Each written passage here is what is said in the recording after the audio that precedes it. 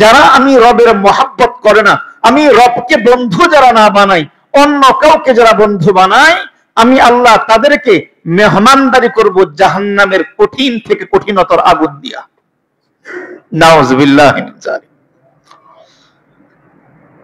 মুফাসসিরিনে কেরাম আয়াতে কারিমা থেকে তাফসীর করেছেন যে এজন্য আল্লাহ রব্বুল আলামিনকে ছাড়া, আল্লাহ রব্বুল আলামিনকে প্রধান টার্গেট না বানিয়ে দুনিয়ার অন্য কাউকে, দুনিয়ার কোন সন্তানকে, দুনিয়ার মাকে, দুনিয়ার বাবাকে, দুনিয়ার কোন বন্ধুকে বন্ধু আর মহাব্বতের দাবি করা কখনোই জায়েজ নেই, হারাম।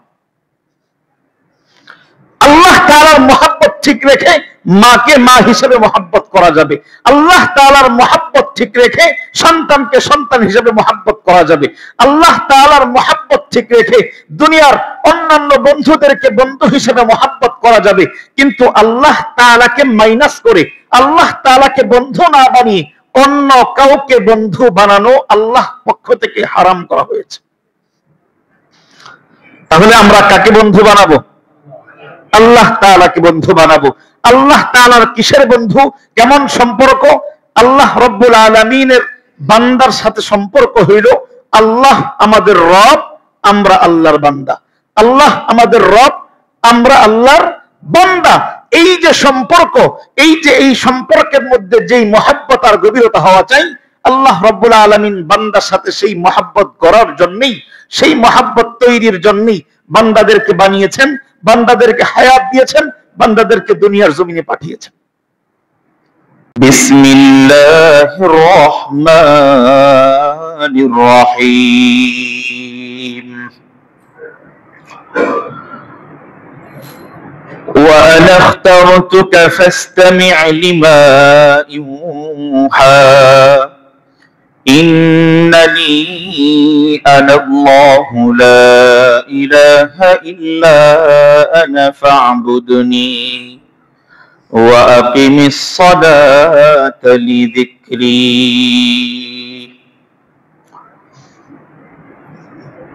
صدق الله العظيم وصدق رسوله النبي الأمي الكريم ونحن على ذلك لمن الشاهدين والشاكرين والذاكرين والحمد لله رب العالمين من تشدنت من شديد من تشدنت من شديد तुझा शुदम मन तनशुदी ताकसना बुयद मन दे गरम तू दे गरीब बलगल रौला बिकमालिही कशफ दुजा बिजमालिही हसनत जमीअ खिसालिह सल्लू अलैहि व आलिहि बलगल उला बिकमालिह कशफ दुजा बिजमालिह हसनत जमीअ खिसालिह सल्लू अलैहि व आलिहि। সকলে মুহাব্বতের সাথে নবীজির শানে দরুদ পাঠাই। নামাজের দরুদ দরুদ ইব্রাহিম পাঠ করি। আল্লাহুম্মা সাল্লি আলা মুহাম্মাদিন ওয়া আলা আলি মুহাম্মাদ কামা সাল্লাইতা আলা ইব্রাহিম وعلى آل إبراهيم إنك حميد مجيد اللهم بارك على محمد وعلى آل محمد كما باركت على إبراهيم وعلى آل إبراهيم إنك حميد مجيد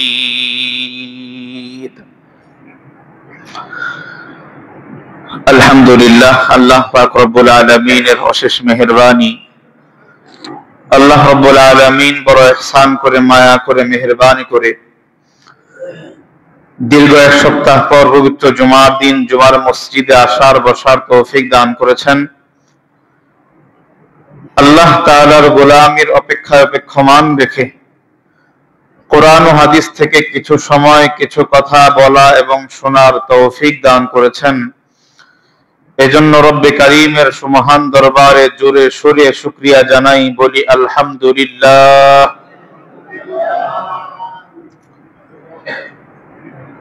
সম্মানিত দিনদার ইমানদার মুসলমান ভাইরা, যদি প্রশ্ন করা হয় আল্লাহ রব্বুল আলামিন আমাদেরকে কেন বানিয়েছেন,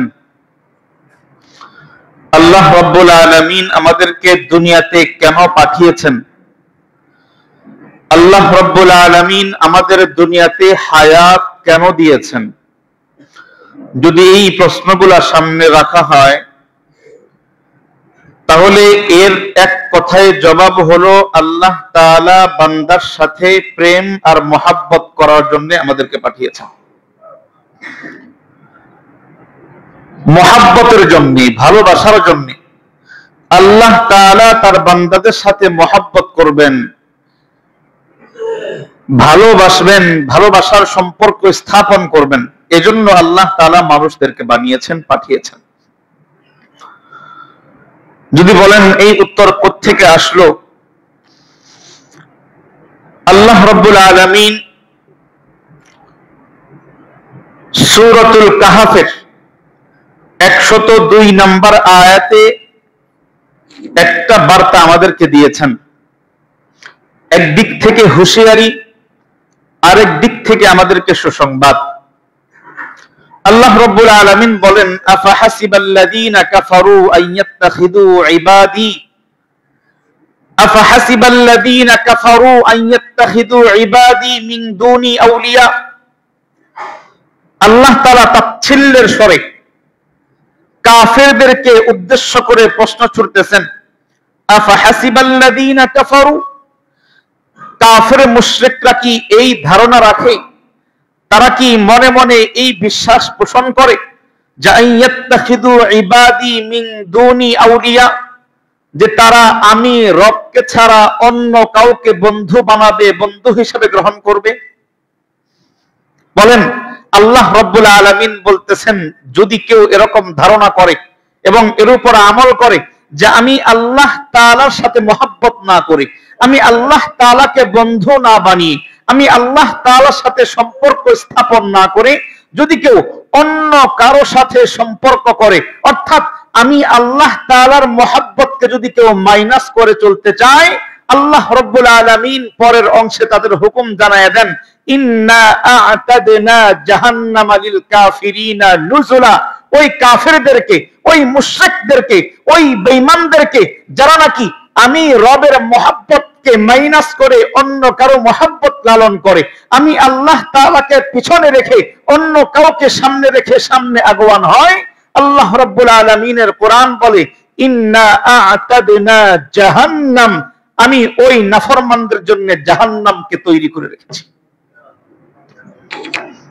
ইন্না আ'তাদনা জাহান্নাম লিল কাফিরিনা নুজুলা, তাদের মেহমানদারি করার জন্য। কি করার জন্য? বলেন, মেহমানদারি ভালো হয় না খারাপ হয়? ভালো হয়। কিন্তু আল্লাহ তাআলা কাফেরদেরকে তিরস্কার করে বলতেছেন যে আমি কাফেরদের জন্য, যারা আমি রবের মহব্বত করে না, আমি রবকে বন্ধু যারা না বানাই, অন্য কাউকে যারা বন্ধু বানায়, আমি আল্লাহ তাদেরকে মেহমানদারি করব জাহান্নামের কঠিন থেকে কঠিনতর আগুন দিয়া। নাউযুবিল্লাহি মিন যালিক। মুফাসসিরিনে কেরাম আয়াতে কারিমা থেকে তাফসীর করেছেন যে এজন্য আল্লাহ রাব্বুল আলামিনকে ছাড়া, আল্লাহ রাব্বুল আলামিনকে প্রধান টার্গেট না বানিয়ে দুনিয়ার অন্য কাউকে, দুনিয়ার কোন সন্তানকে, দুনিয়ার মাকে, দুনিয়ার বাবাকে, দুনিয়ার কোন বন্ধুকে বন্ধু আর মহব্বতের দাবি করা কখনোই জায়েজ নেই, হারাম। আল্লাহ তাআলার মহব্বত ঠিক রেখে মাকে মা হিসেবে মহব্বত করা যাবে। আল্লাহ তাআলার মহব্বত ঠিক রেখে সন্তানকে সন্তান হিসেবে মহব্বত করা যাবে। আল্লাহ তাআলার মহব্বত ঠিক রেখে দুনিয়ার অন্যান্য বন্ধুদেরকে বন্ধু হিসেবে মহব্বত করা যাবে।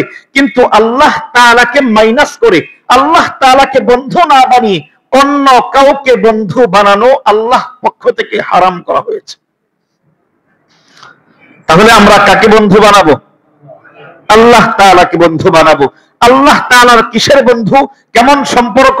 আল্লাহ রব্বুল আলামিনের বান্দার সাথে সম্পর্ক হইল আল্লাহ আমাদের রব, আমরা আল্লাহর বান্দা। আল্লাহ আমাদের রব, আমরা আল্লাহর বান্দা।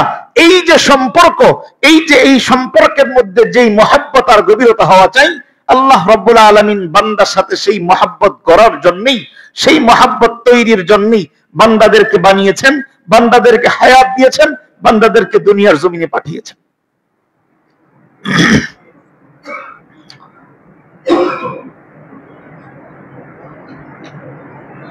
আল্লাহ রব্বুল আলামিন এই টার্গেট কবে থেকে করেছেন? এই যে মহব্বতের সম্পর্ক স্থাপন করা, এই যে আল্লাহ তাআলার সাথে বন্ধুত্বের সম্পর্ক করা, আল্লাহ তাআলা যে আমাদের রব, আমরা যে তার বান্দা, এই যে সম্পর্ক, এই সম্পর্ক কবে থেকে করেছেন? আল্লাহ রব্বুল আলামিনের কোরআনে কারীমের সূরাতুল আরাফের 172 নম্বর আয়াতে কারীমায় এই রহস্য আল্লাহ আলোচনা করেছেন। কবে থেকে? আল্লাহ আমাদের রব, আমরা আল্লাহর বান্দা, এই যে সম্পর্ক, এই সম্পর্কের শুরু কবে থেকে হয়েছিল? আল্লাহ রাব্বুল আলামিন আয়াতে কারীমায় বলেন, ওয়াইদ আখাযা রাব্বুকা মিন বানি আদামা মিন যুহুরিহিম ওয়া আশহাদাহুম আলা আনফুসিহিম আলাস্তু বিরাব্বিকুম।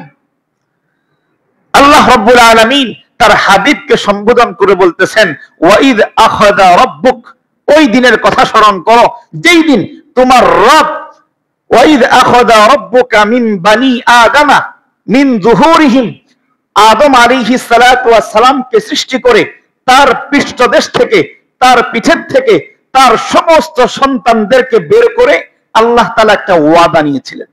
কি নিয়েছিলেন? ওয়াদা, একটা শপথ, একটা অঙ্গীকার নিয়েছিলেন। মুহাদ্দিসিনে কেরাম তাফসীরের মধ্যে লিখেছেন, মুফাসসিরিনে কেরাম আলোচনা করেছেন যে আল্লাহ রাব্বুল আলামিন হযরত আদম আলাইহিস সালাতু ওয়াস সালামকে সৃষ্টি করার পরে আল্লাহ রাব্বুল আলামিন আদম আলাইহিস সালাতু ওয়াস সালামের পিঠের মধ্যে আল্লাহ তাআলার কুদরতি ডান হাত দিয়ে মাসহ করতেছিলেন। বলেন না সুবহানাল্লাহ। আল্লাহ তাআলার কুদরতি ডান হাত মাসহ করার পরে হযরত আদম আলাইহিস সালাতু ওয়াস সালামের পিঠ থেকে ওনার যত সন্তান কিয়ামত পর্যন্ত দুনিয়াতে আসবে, সমস্ত সন্তানগুলা আল্লাহ তাআলার কুদরতি ডান হাতের মধ্যে চলে আসে। হযরত ওমর রাদিয়াল্লাহু তাআলা আনহু নবীজির থেকে হাদিস রওয়ায়াত করেন, তো আল্লাহ রাব্বুল আলামিন এভাবে যখন আল্লাহ তাআলার হাতে সমস্ত আদম সন্তানদেরকে উঠায় নিলেন, তো সেখানে দেখা যাচ্ছিল কিছু কিছু চেহারা, কিছু কিছু মানুষ, ওইখানকার কিছু কিছু সন্তান যেগুলা নূরের মতো চমকাইতেছিল। অন্ধকার রাতে যেভাবে আকাশের তারাগুলা চমকাইতে থাকে, তো ওভাবে চমকাইতেছিল কিছু চেহারা। হযরত আদম আলাইহিস সালাম আমাদের বাবা আল্লাহ তাআলাকে প্রশ্ন করলেন, মালিক, এই যে চমকানো চেহারাগুলো আবার কি? সত্য আমার সন্তান, তো মাঝখান থেকে কিছু চেহারা চমকাচ্ছে, এই মানুষগুলা কারা? এই সন্তানগুলা কারা? আল্লাহ রাব্বুল আলামিন জানায় দিলেন, আদম, এই যে চমকানো চেহারা দেখা যায়, এই যে তারকার মতো ঝলকানো যেই মানুষগুলা দেখা যায়, এই মানুষগুলা হলো তোমার সন্তানদের থেকে আমি আল্লাহ কিছু মানুষকে নবী হিসাবে, কিছু মানুষকে রসুল হিসাবে দুনিয়াতে পাঠাবো। ওই রসুল আর পয়গম্বরদের চেহারা আজকে নূরের মতো চমকাচ্ছে। তো এই যে সমস্ত মানুষের সম্মেলন, সমস্ত মানুষকে একেবারে আদম আলাইহিস সালাম থেকে শুরু করে কিয়ামত পর্যন্ত যত কোটি কোটি মানুষ যারা আসবে, সমস্ত মানুষ সেখানে আল্লাহ তাআলার সামনে উপস্থিত। তো আল্লাহ রাব্বুল আলামিন সকলের সামনে ওয়াশহাদাহুম আলা আনফুসিহিম, আল্লাহ রাব্বুল আলামিন তাদের সামনে একটা অঙ্গীকার পেশ করলেন, একটা শপথনামা পেশ করলেন। ও মানুষ, ও আদম সন্তান, বলো তো তোমাদের রবকে। কি প্রশ্ন করেছেন? আলাস্তু বিরাব্বিকুম, ও আদম সন্তান বলো না, এই যে আমি তোমাদেরকে সৃষ্টি করলাম, আমি তোমাদের বাবাকে সৃষ্টি করলাম, সেখান থেকে তোমাদেরকে ক্রমান্বয়ে সৃষ্টি করলাম, আলাস্তু বিরাব্বিকুম, আমি আল্লাহ কি তোমাদের রব নই? বলেন না, এই প্রশ্ন কে করেছেন? কাদেরকে করেছেন? আমাদেরকে, গোটা মানব জাতিকে। আদম আলাইহিস সালামের যত সন্তান এসেছে, আসছে, আসবে, প্রত্যেকটা মানুষকে আল্লাহ তাআলা সামনে নিয়ে প্রশ্ন করলেন, আলাস্তু বিরাব্বিকুম, ও আদম সন্তান, আমি আল্লাহ কি তোমাদের প্রভু নই? আমি কি তোমাদের রব নই?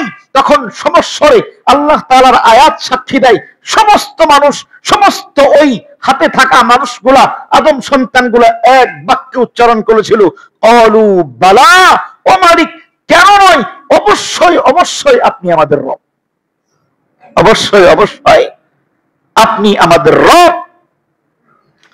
এই যে একটা কথা, এই যে একটা স্বীকারোক্তি, এই যে একটা অঙ্গীকার, আল্লাহ রাব্বুল আলামিন আমাদের রব, আমরা তার বান্দা, এই যে সম্পর্ক, এই যে অঙ্গীকার, এই অঙ্গীকার বজায় রাখা কে রাখতে পারে আর কে এখান থেকে ছুটে যায়, কে এই অঙ্গীকারের উপর চলে আর কে নিজেকে সরায় ফেলে, এটা পরীক্ষা করার জন্যই আল্লাহ আমাদেরকে দুনিয়াতে পাঠিয়েছেন।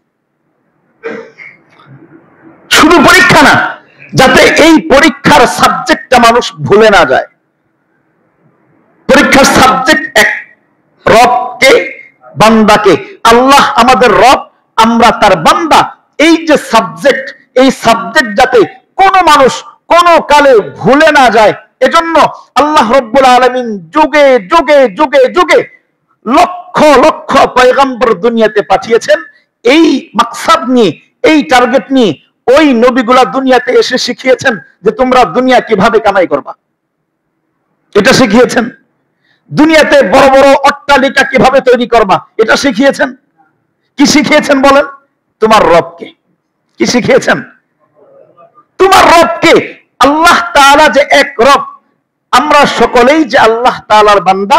সমস্ত পয়গম্বরদের একটাই মিশন ছিল, বান্দাদেরকে রব চিনিয়ে দেওয়া, বান্দাদেরকে রবের পরিচয় পাইয়ে দেওয়া, রবের সাথে সম্পর্ক গড়ে দেওয়া, রবের পরিচয় বান্দাদের সামনে তুলে ধরাই ছিল প্রত্যেকটা পয়গম্বরের একমাত্র মিশন আর টার্গেট।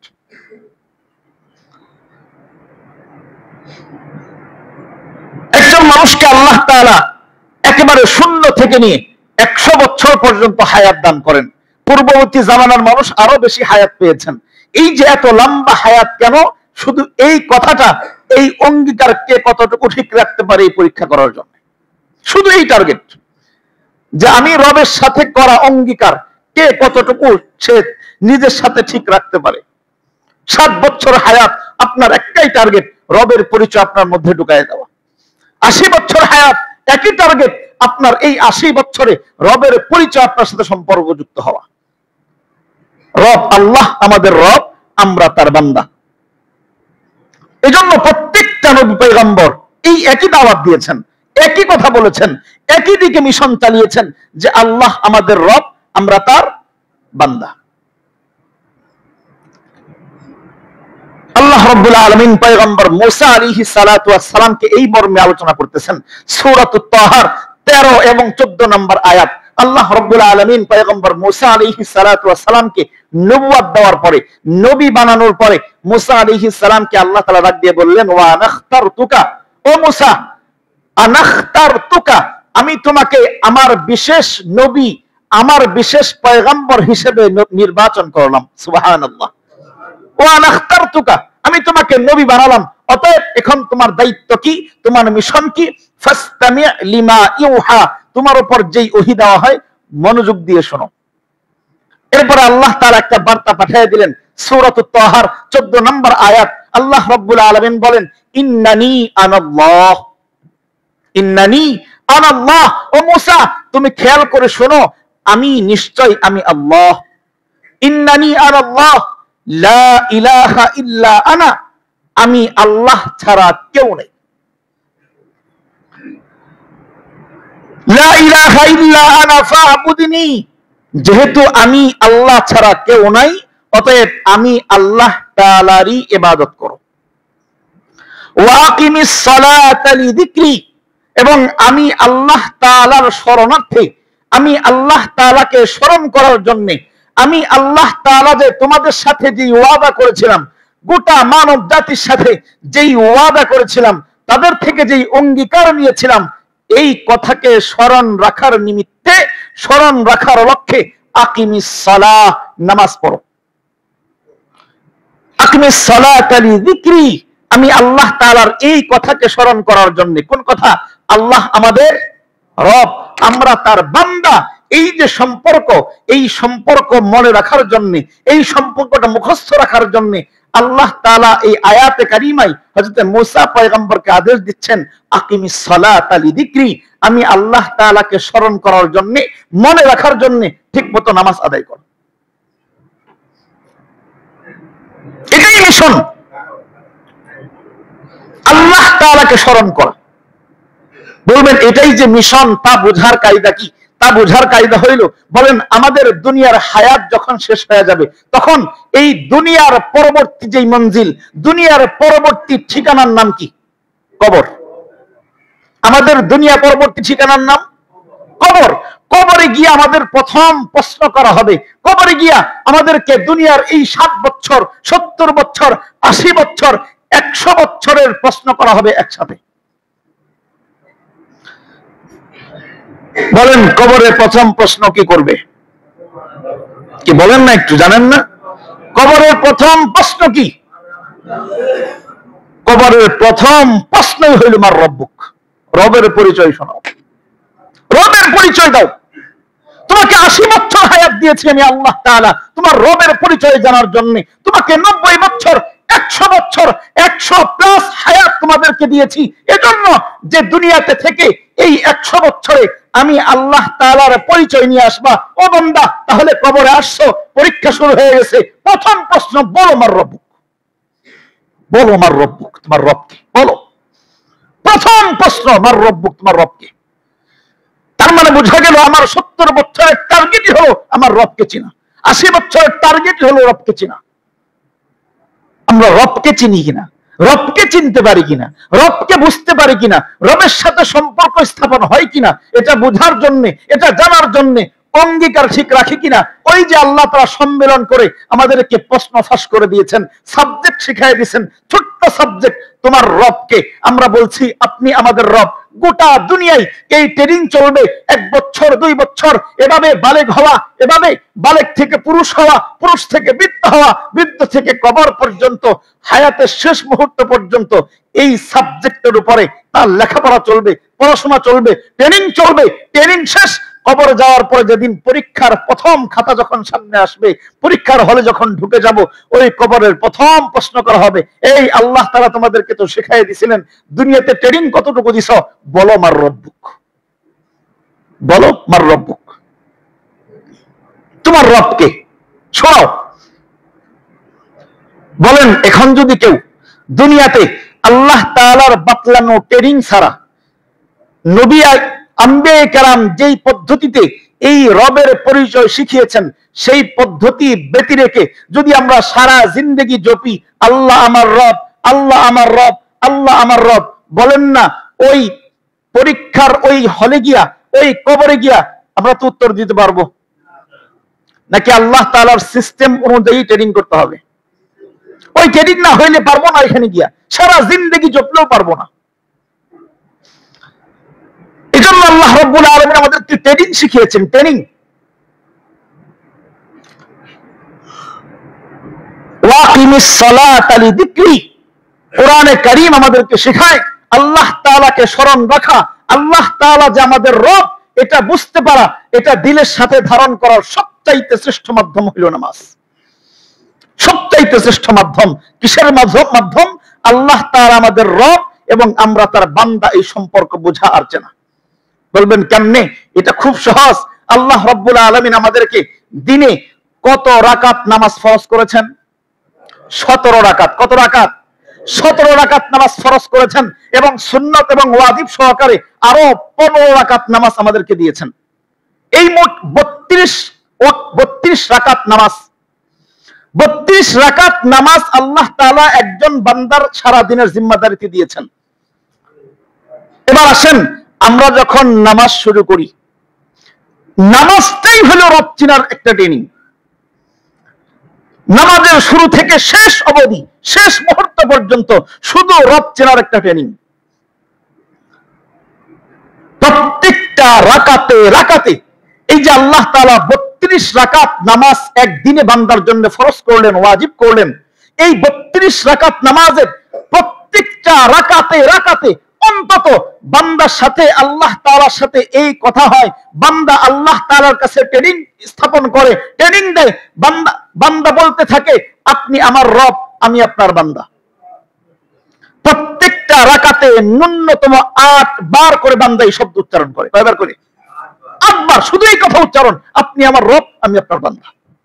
অন্য হাজার কথা বলতে পারে বান্দা, কিন্তু এই কথা থাকবেই থাকবেই প্রত্যেক রাকাতে অন্তত কয়বার? 8 বার। বলেন, আমরা যখন নামাজ শুরু করি আল্লাহু আকবার বলার পরে হাত বাঁধলাম, এবার আমরা কি শুরু করি? আলহামদুলিল্লাহি রবের পরিচয়, আলহামদুলিল্লাহি রাব্বিল আলামিন। বান্দা নামাজে দাঁড়ানোর পরেই রবের পরিচয় সম্পর্ক স্থাপন করতেছে। রব যে আমাদের রব, এই রবের স্বীকৃতি দিচ্ছে নামাজে দাঁড়ানোর পরেই। বান্দা যখন নামাজের তেলাওয়াত শেষ, অনেক কথা হইল আল্লাহ তাআলার সাথে, মুহাব্বত প্রেমের কথা হইল। এবার যখন বান্দাটা আল্লাহ তাআলার মুহাব্বতে যখন একটু ঝুঁকে যায়, রুকুতে চলে যায়, রুকুতে গিয়া কি পড়ি? সুবহানা রাব্বিয়াল আযীম, রাব্বিয়াল আযীম, রাব্বিয়াল আযীম। আমার রব বড় মহান, আমার রব বড় মহান। এই যে রবের মহানুভবতার পরিচয় দেওয়া, আমার রব বলে আল্লাহ তাআলাকে স্বীকৃতি দেওয়া ট্রেনিং চলতেছে। নিচে কয়বার? 3 বার। নিচে কয়বার পড়তে হয়? 3 বার সুবহানা রাব্বিয়াল আযীম পড়তে হয়। আগে একবার পড়ে আসছি, কয়বার হইল? 4 বার। এবার যখন রবের পরিচয় এই ট্রেনিং যখন শেষ হয়, আল্লাহ তাআলার পক্ষ থেকে যখন হুকুম আসে, ও বান্দা রুকু থেকে সোজা হয়ে যাও, এবার বান্দা রুকু থেকে সোজা হইতে থাকে আর বলতে থাকে, সামি আল্লাহু লিমান হামিদা। বলেন না, রব্বানা লাকাল হামদ। এই যে রবের পরিচয়, রব্বানা লাকাল হামদ। আমার রবের সব প্রশংসা, সমস্ত প্রশংসা আমার রবের জন্য। রব্বানা লাকাল হামদ, হে আমাদের রব, হে আমাদের প্রতিপালক, সমস্ত প্রশংসা লাকাল হামদ, আপনার জন্য।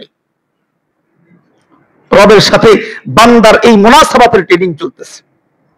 5 বার হইল, 5 বার হইল। এবার যখন বান্দাটা আল্লাহ তাআলার সাথে এই যে রবের পরিচয় দেওয়ার কারণে আল্লাহ যখন আরো খুশি হয়ে যান, এরপরের সিস্টেম হইল, বান্দা আমি তো অনেক খুশি হয়ে গেছি। যখন আল্লাহ তাআলা আরো খুশি হয়ে যান, তখন বান্দাটা আর ঝুঁকার মধ্যে থাকে না, বান্দাটা সরাসরি জমিনের মধ্যে লুটায় পড়ে সেজদায়। কই চলে যায়? সরাসরি জমিনের মধ্যে কপালটা ঠেকায় ফেলে বান্দা। আল্লাহ তাআলার সাথে মহব্বতের ট্রেনিং যখন গভীর হইতে থাকে, বান্দা এবার ওই যে জমিনের মধ্যে কপালটা ঠেকায়া, কপালটা লাগায়া বান্দা এবার জপতে থাকে, ট্রেনিং করতে থাকে, রবের পরিচয়ে ট্রেনিং করতে থাকে। সুবহানা রাব্বিয়াল আ'লা, সুবহানা রাব্বিয়াল আ'লা, সুবহানা রাব্বিয়াল আ'লা। অন্তত 3 বার, অন্তত 3 বার। এর মানে প্রত্যেকটা রাকাতে রাকাতে একজন বান্দা যখন নামাজে দাঁড়ায় যায়, নামাজে দাঁড়ানো, রুকু এবং সিজদা, এই 3টা মিলে অন্তত একজন বান্দা 8 বার আল্লাহ তাআলার পরিচয়ের এই ট্রেনিং এই সামনে উপস্থাপন করে। আল্লাহ তাআলার রবের পরিচয়ের ট্রেনিং চলতেছে। যখন এই বান্দাটা গোটা জিন্দেগি এভাবে ট্রেনিং করতে করতে, রবের পরিচয় দিতে দিতে, যখন এই বান্দারা যখন দুনিয়া থেকে বিদায় হওয়ার মুহূর্ত হয়ে যায়, যখন বিদায় হয়ে যায়, যখন হায়াত ফুরায়া যায়, এই বান্দাকে যখন কবরে রাখা হয়, হযরত ওমর রাদিয়াল্লাহু তাআলা আনহু riwayat করেন, নবীজি সাল্লাল্লাহু আলাইহি ওয়াসাল্লাম হাদিসে পাকের মধ্যে ইরশাদ করেছেন, যখন তাকে কবরে রাখা হয়, কবরে রেখে মানুষগুলো যখন মাটি চাপা দিয়ে একটু দূরে সরে আসে, ইয়াতিহি মালাকান, আল্লাহর হাবিব বলেন তার কাছে 2 জন ফেরেশতা উপস্থিত হয়ে যায়। ওয়াইজলিসানিহি, 2 জন ফেরেশতা এসে তাকে বসায় দেয়, তাকে বসায় দেয়, তার মুখের থেকে কাফনটা সরানো হয়। ফায়াকুলান লাহু, বসানোর পরেই ফেরেশতা সামনে থেকে প্রশ্ন করে, ফায়াকুলান লাহু মার রাব্বুক, মার রাব্বুক, ও বান্দা, দুনিয়াতে 60 বছরের জিন্দেগি কাটায় আসছো, ট্রেনিং করে আসছো, তোমার ট্রেনিং এর রেজাল্ট বুঝতে চাই, বলো তোমার প্রভুকে। বান্দা উত্তর দেয়, ফাকাল রব্বি আল্লাহ। বান্দা যদি দুনিয়াতে সিস্টেম অনুযায়ী ট্রেনিং করে থাকে, আল্লাহ তাআলার দেখানো পদ্ধতিতে যদি ট্রেনিং সম্পন্ন করে থাকে, এই বান্দারা তখন অকপটে উত্তর দিয়ে ফেলে রব্বি আল্লাহ। আরে বলো কি, আমার রব তো আল্লাহ, আমার রব তো আল্লাহ। দিনে দিনে প্রত্যেক রাকাতে যদি 8 বার করে হয়, 32 রাকাতে 256 বার করে বান্দাটা আল্লাহ তাআলার সাথে এই সম্পর্কে ট্রেনিং স্থাপন করে। 256 বার। এবার ওই বান্দা কেমন যেন ওই ফেরেশতাদের সামনে বলতে থাকে, আরে বলো কি, আরে বলো কি, দিনে 256 বার করে যেই কথা ট্রেনিং দিয়ে আসছি, যেই শব্দের ট্রেনিং দিয়ে আসছি, যেই বাক্যের ট্রেনিং দিয়ে আসছি যে আল্লাহ আমার রব, আমি তার বান্দা, এই প্রশ্ন আমি পারবো না? বান্দা সাথে সাথে উত্তর করো রব্বি আল্লাহ, রব্বি আল্লাহ, আমার রব আল্লাহ। এটা হলো মূল প্রশ্ন, রবের পরিচয়ের মূল প্রশ্ন, প্রথম প্রশ্ন। যদি এই প্রশ্নে পাশ করে, ফেরেশতারা এবার দ্বিতীয় হালকা প্রশ্ন শুরু করে, তাহলে বলো তা মা দিন, তোমার দিন কি ছিল, তোমার ধর্ম কি ছিল? এবার বান্দা তো ধর্ম দিয়েই তো রবের পরিচয় ট্রেনিং করছে। কি দিয়ে ট্রেনিং করছে বলেন না? মাজারে গিয়ে সিজদা করে ট্রেনিং করছে। কি দিয়া সিজদা ট্রেনিং করছে? কি দিয়া? দিন দিয়া, ধর্ম দিয়া, নবীজির আনিত ধর্ম দিয়েই তো সে ট্রেনিং করছে। এটা দিয়ে সে ভুলবে কেমনে? আরে কেমন যেন বান্দা বলবে, আরে বলো কি, এই দিন দিয়েই তো 70 বছর ট্রেনিং দিয়ে আসলাম, এই কথা জিজ্ঞাসা করো দিন, আমার দিন কি? আরে দিন আর ইসলাম, আমার দিন তো ইসলাম, আমি তো ইসলাম দিয়ে ট্রেনিং করে আসছি, এটা কি বলা লাগে আবার? এরপরে তৃতীয় প্রশ্ন, ফায়াকুলানি, ওই ফেরেশতাগণ এবার তৃতীয় প্রশ্ন ছুড়ে মারে, মা হাদার রাজুলুল্লাযী বুইসা ফীকুম। ও বান্দা, ও কবরবাসী, এবার তোমার তৃতীয় প্রশ্ন উত্তর দাও। তোমাদের কাছে যেই মানুষটাকে, যেই ব্যক্তিকে পাঠানো হয়েছিল, ওই ব্যক্তিটা কে? বলেন না, বান্দা তো আরো তামসার ব্যাপার। আরে বলো কি, আরে ওই ব্যক্তির কথা অনুযায়ী তো, ওই ব্যক্তির কিতাব অনুযায়ী তো আমার জিন্দগি চালিয়েছি, তার কথার, তার সিস্টেমেই তো আমি ট্রেনিং করেছি। তিনি তো আমার এই ট্রেনিং এর মাস্টার ছিলেন, তিনি তো আমার ট্রেনিং এর মাস্টার, তিনি তো আমার উস্তাদ ছিলেন। তিনি আর কেউ নয়, রাসূলুহু মুহাম্মাদুর রাসূলুল্লাহ সাল্লাল্লাহু আলাইহি ওয়াসাল্লাম। বান্দা যখন তিনটা প্রশ্নের উত্তর যখন শেষ করে, তখন হাদিসের মধ্যে নবীজি বলেন, তখন আসমান থেকে ফায়ুনাদিল মুনাদি মিনাস সামা, আসমান থেকে একজন ঘোষক ঘোষণা করতে থাকে, আন কদ সাদাকা আবদি, ও ফেরেশতারা, আমার বান্দা, আমার গোলাম সত্য স্বীকৃতি দিয়েছে। বলেন না সুবহানাল্লাহ, সত্য স্বীকৃতি দিয়েছে। ফাফরিশুহু মিনাল জান্নাহ ওয়ালবিসুহু মিনাল জান্নাহ ফাফতাহু লাহু বাবাম মিন ইলাল জান্নাহ। আল্লাহ রাব্বুল আলামিনের পক্ষ থেকে, আসমান থেকে ওই ফেরেশতাদেরকে নির্দেশনা দেওয়া হয়, ও ফেরেশতারা, আমার বান্দা সত্য স্বীকৃতি দিয়েছে, তার অঙ্গীকার ঠিক রেখেছে, আমার বান্দার জন্য জান্নাতি পোশাক পরাইয়া দাও। ফাফরিশুহু মিনাল জান্নাহ, জান্নাত থেকে নরম তুলতুলে বিছানা কবরের মধ্যে বিছাইয়া দাও। ফাফতাহু লাহু বাবান ইলাল জান্নাহ, এবং তার কবর থেকে জান্নাত পর্যন্ত একটা সুড়ঙ্গ চালু করে দাও। হাদিসের মধ্যে নবীজি বলেন, যখন সুড়ঙ্গ চালু করা হয়, তখন জান্নাত থেকে জান্নাতের সুঘ্রাণ, জান্নাতের মিষ্টি ঘ্রাণ আস্তে আস্তে ওই কবরের মধ্যে প্রবেশ করতে থাকে। এটা হলো রবের পরিচয়ের রেজাল্ট, পাশ করার ফলাফল। ঠিক এর উল্টা, ঠিক এর উল্টা, যখন কোন কাফের বেঈমান, যে নাকি রবের সাথে সম্পর্ক জুড়তে পারে নাই, যে নাকি রবের পরিচয় অর্জন করতে পারে নাই, যে নিজের জিন্দগির সাথে রবের পরিচয় সম্পর্ক পরিপূর্ণাঙ্গ করতে পারে নাই, ওই নাফরমানকে যখন কবর শোনা হয়, তখন ইয়াতিহি মালাকান, দুইজন ফেরেশতা উপস্থিত হয়ে যায়। ফায়ুজলিসানিহি, নবীজি বলেন, তাকেও এভাবে বসানো হয়, তার মুখের কাফনটা ফাড়া হয়, তার সামনে থেকে এবার প্রশ্ন করা হয়, মার রব্বুক, ঠিক একই প্রশ্ন, তোমার রবের পরিচয় শোনাও, রবের পরিচয় দাও, রবের পরিচয় কি, তুমি তোমার রব কে ছিল, পরিচয় দাও। এবার বান্দা তো দুনিয়াতে ওই রবের সিস্টেমে, রবের পদ্ধতিতে ট্রেনিং করে নাই, এবার তো সে তো ট্রেনিং করে নাই, সে তো দৈনিক 256 বার রবের নাম জপে নাই। এবার ওই বান্দা বলতে থাকে, হা হা হা লা আদরি, নবীজি হাদিসের মধ্যে বলেন, বলতে থাকে, হা হা হা লা আদরি, হাই হাই আমি তো জানি না, হাই হাই আমি তো জানি না। দ্বিতীয় প্রশ্ন আসে, মা দিন, তাহলে তোমার ধর্ম কি ছিল, কোন ধর্মের ছিলা? কোন ধর্মের ছিলা? লোকটি বলতে থাকে হা হা হা লা আদরি, হাই হাই আমি তো এটাও জানি না। তৃতীয় প্রশ্ন করা হয় মা হাদার রাজুলুল্লাযী বুইথা ফীকুম, তাহলে ওই ব্যক্তিকে, ওই ব্যক্তির পরিচয় কি যিনি তোমাদের কাছে রবের পরিচয় শোনানোর জন্য গিয়েছিলেন, তোমাদের কাছে পাঠানো হয়েছিল, ওই ব্যক্তির পরিচয় কি? লোকটা একেবারে বিমর্ষ হইয়া একেবারে সে যখন নিজেকে হতবিহ্বল যখন নিজেকে দেখতে পায় তখন একই উত্তর দিয়ে ফেলে হা হা হা লা আদরি, আমি তো আমার সেই প্রেরিত ব্যক্তির নামও তো আমি জানি না। আল্লাহ রাব্বুল আলামিন আসমান থেকে ঘোষণা করেন ফায়ুনাদিল মুনাদি মিনাস সামা, তখন আসমান থেকে ঘোষণা আসে আন কদ কাযাবা, এই লোকটা তো আমার ব্যাপারে মিথ্যা বলেছে। সে তো জানে, তাকে আমি শিখিয়ে দিয়েছিলাম, সে জানে আমার ব্যাপারে, কিন্তু সে উত্তর দিতে পারে নাই। আন কদ কাযাবা, নিশ্চয় সে মিথ্যা বলেছে। ফাফরিশুহু মিনান নার, ফাফরিশুহু মিনান নার ওয়ালবিসুহু মিনান নার, আল্লাহ তাআলার পক্ষ থেকে ফরমান জারি হয়, ও ফেরেশতারা, তার জন্য জাহান্নামের পচা দুর্গন্ধ আগুনের পোশাক তার গায়ে জড়ায় দাও।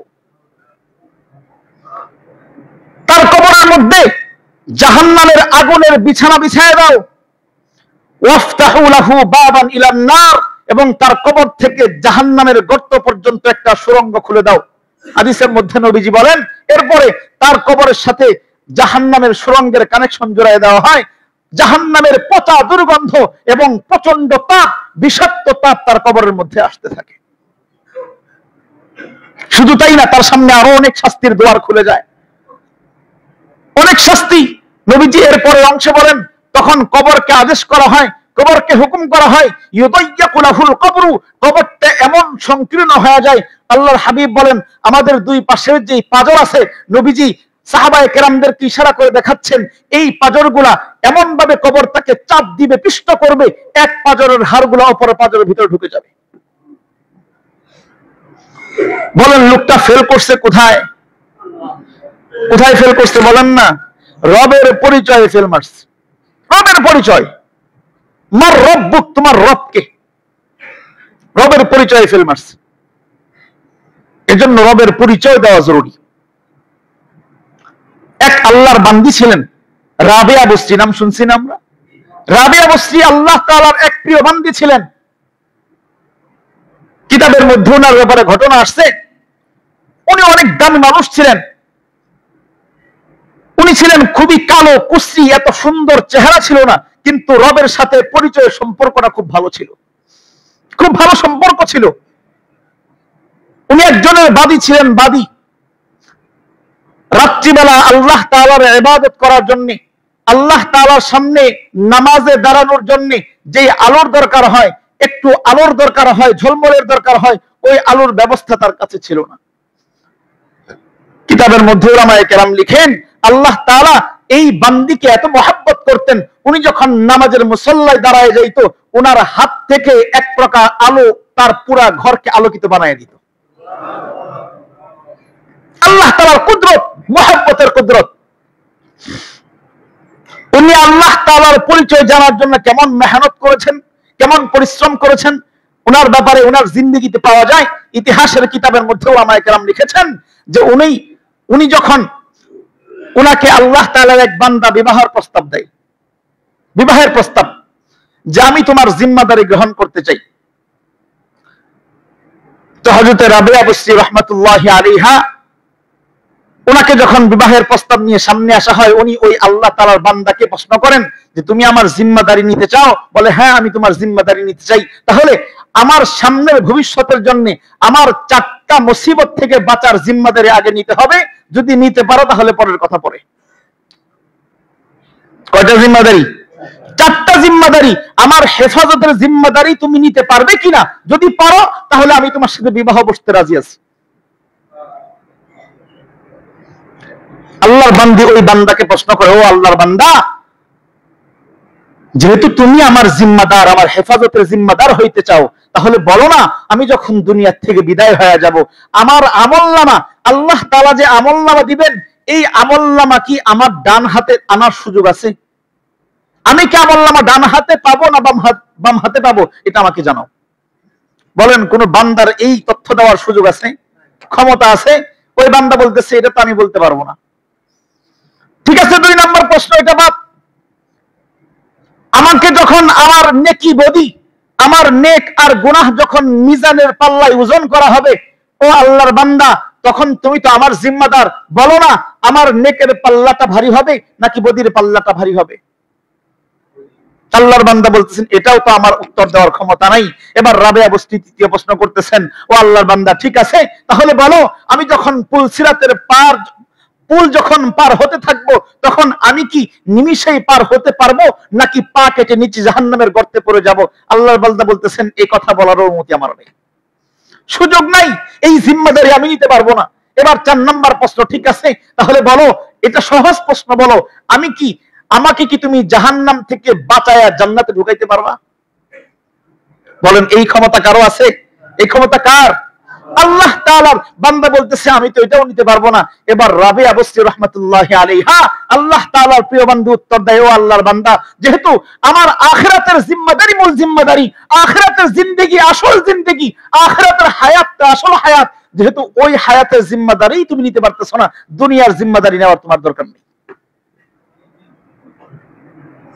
আমি দুনিয়াতে থেকে আল্লাহ তাআলার ট্রেনিং করে, আল্লাহ তাআলার পরিচয় লাভ করে, আল্লাহ তাআলার গুণকীর্তন করে, আল্লাহ তাআলার ইবাদত করে আমি আখিরাতের ঠিকানা আখিরাতের বিপদ সংকুল থেকে মুক্ত হইতে চাই। নিজেকে বিবাহ পর্যন্ত বসাই নাই, কেন? যাতে আখিরাতে সে না টিকে যায়।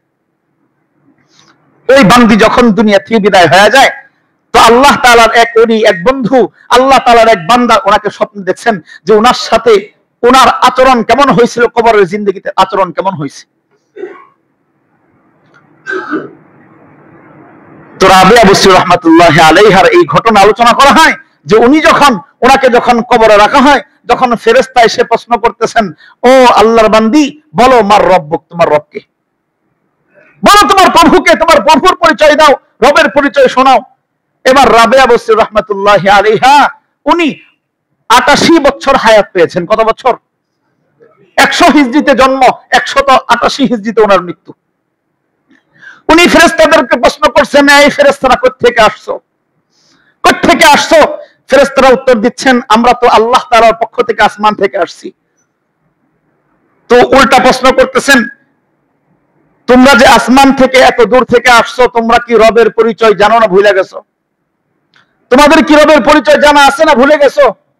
ফেরেশতারা বলতেছেন এটা তো অসম্ভব ব্যাপার, এটা অসম্ভব ব্যাপার।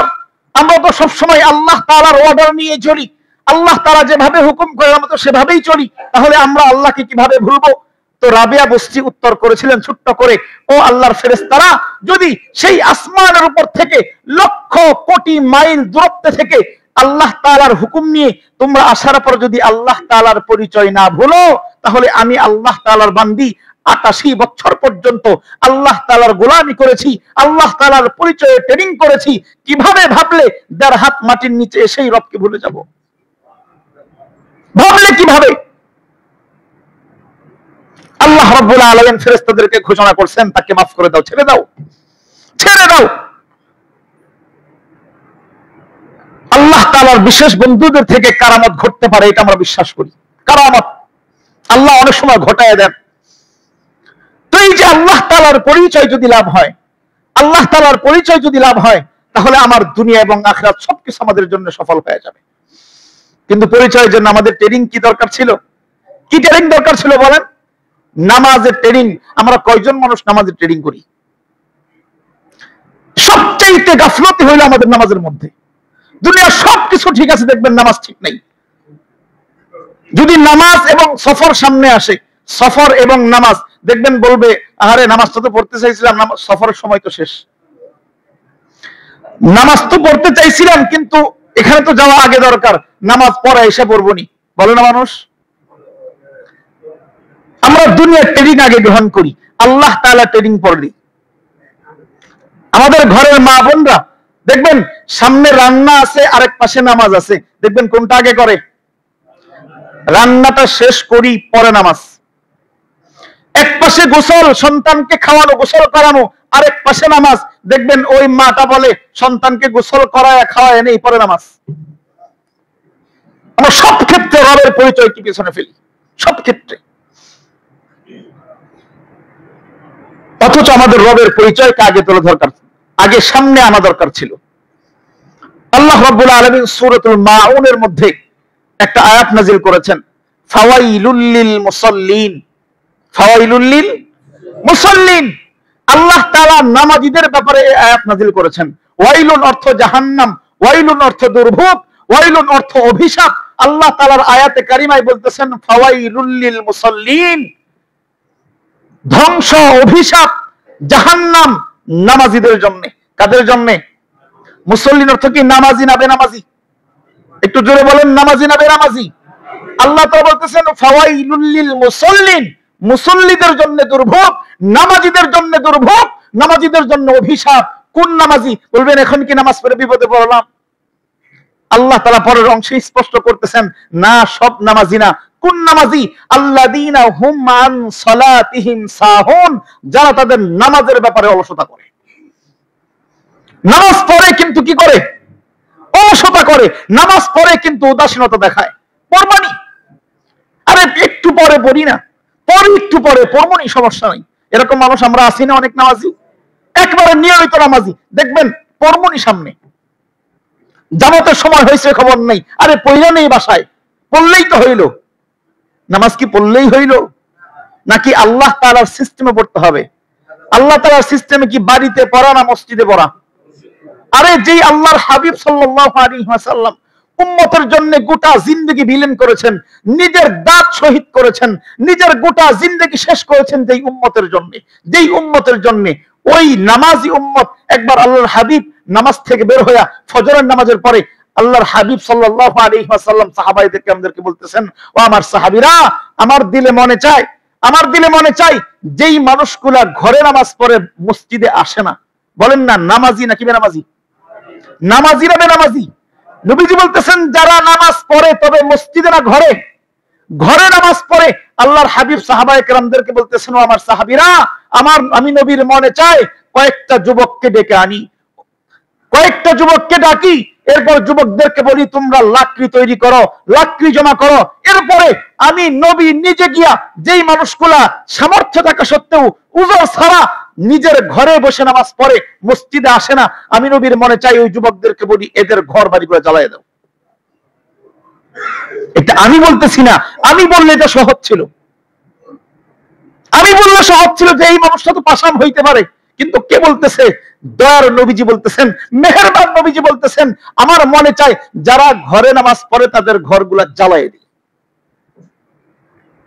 আর আমরা মনে চাইলেই ঘরে নামাজ পড়ি, মনে চাইলেই ঘরে, এমনকি নিয়মিত নামাজিগুলা, নিয়মিত নামাজি যারা নিয়মিত 5 ওয়াক্ত নামাজ পড়ে, প্রথম কাতারের মুসল্লি, এরাও দেখবেন মাঝে মাঝে মিস্টেক, কই বাসায় নামাজ পড়ছি হুজুর, সমস্যা নেই, পড়ছি। কেন বললেন বাসায় নামাজ? কেন পড়ছেন বাসায় নামাজ? এই সিস্টেম কে শিখাইছে?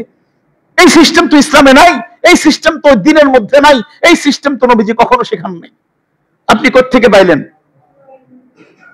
এজন্য আপনি বলবেন যে তাহলে নামাজ তো পড়ি, আপনি রাগ করেন কেন? আরে আমি তো রাগ করতেছি না, কোরআন তো বলতেছে ফাওয়াইলুল লিল মুসাল্লিন আল্লাযীনা হুম আন সালাতিহিম সাহুন। ওই নামাজিরা দুর্ভোগ, ওই নামাজিরা ওয়াইল নামক জাহান্নামে যাবে যারা তাদের নামাজের ব্যাপারে উদাসীন। বেনামাজি তো একেবারে এমনিতে বিনা হিসাবে জাহান্নাম, বেনামাজি তো তার কথাই বাদ। আমরা যারা নামাজি আমাদের ব্যাপারে বলতেছি, কাসিন আমাদের অনেকেই নিয়মিত নামাজি, মন চাইলেই বাসায় নামাজ পড়ে। হ্যাঁ, যদি সত্যিকার উজর, যেটা ধর্মীয় ভাবে যেই উজর আপনাকে দেওয়া হয়েছে, ওই উজর যদি আপনার কাছে থাকে সেটা তো আল্লাহ মাফ করবেন। আমি যেই উজর, যে উজরওয়ালা তাকে বলতেছি না, আমি কাকে বলতেছি? যার উজর নাই এরকম মুসল্লি কেন বাসায় নামাজ পড়বেন? যে মসজিদে আসতে পারবেন, আসার সক্ষমতা আছে, আপনি কেন বাসায় নামাজ পড়বেন? আমাদের অনেক নিয়মিত মুসল্লি, একেবারে সবসময় চোখে দেখি, মাঝে মাঝে দেখি নাই, ফজরে নাই। কেন নাই? সে ঘুমাচ্ছে, সে অলসতা করতেছে, বাসায় পয়রা কোনোভাবে শুয়ে পড়ছে। আছে না এরকম? এই জন্য আল্লাহ তাআলার পরিচয়ে ট্রেডিংটা খুব গুরুত্ব দিয়ে করতে হবে। এটা খামখেয়ালি ব্যাপার না, এটা দুনিয়ার ব্যাপার না, এটা আল্লাহ তাআলার পরিচয়ের সাথে সম্পর্কযুক্ত। আল্লাহ দিয়েছেন আল্লাহর পরিচয়ের জন্য, এখানে খামখেয়ালি করা যাবে না, অবহেলা করা যাবে না, উদাসীনতা দেখানো যাবে না। মনে থাকবে না ইনশাআল্লাহ? আমরা কি বাসায় নামাজ পড়বো না মসজিদে?